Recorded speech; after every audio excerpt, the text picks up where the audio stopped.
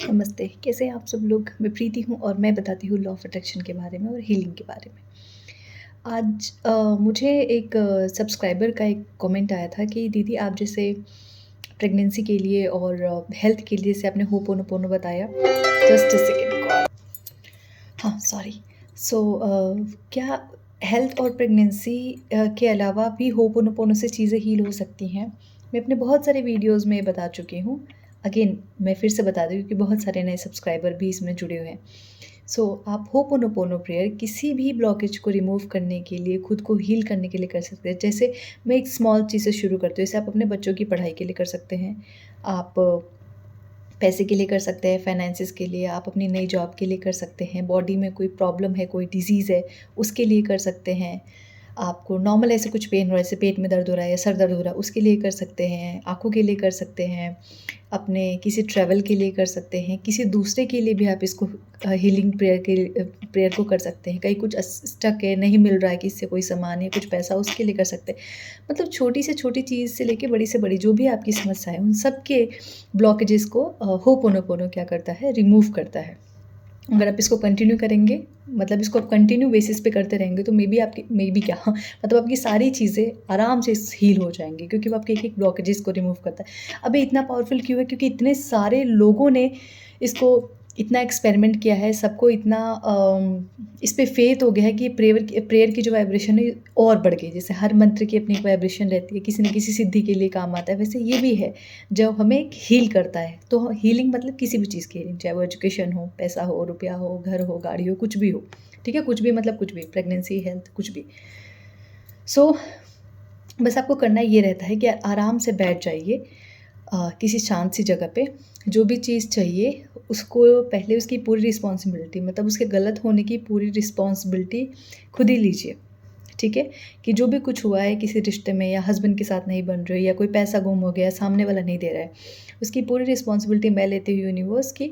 ठीक है, शायद जब उसको पैसे देते टाइम में मेरी वाइब्रेशन बुरी रही होगी, या एग्ज़ाम देते टाइम मेरी वाइब्रेशन बुरी रही होगी, या फिर मैं डर में रहूँगा इसलिए मैं अच्छे मार्क्स नहीं ले पाया।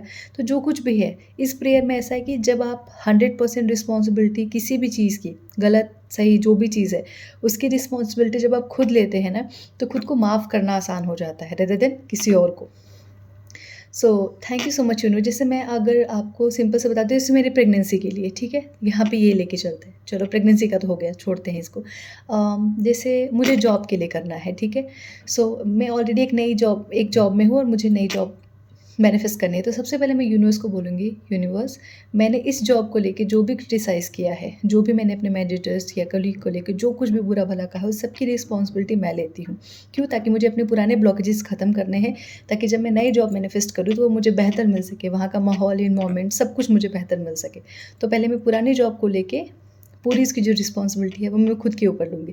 Thank you so much universe कि यहाँ पे जो कुछ भी गलत है, या जो मैंने गलत सोचा, या मैंने जो गलत कोसा, उस सब की रिस्पॉन्सिबिलिटी मैं खुद लेती हूँ। कहीं न कहीं ये सब कुछ मेरा ही मैनिफेस्टेशन है। I am sorry, please forgive me, मतलब मुझे माफ़ कर दो, ठीक है?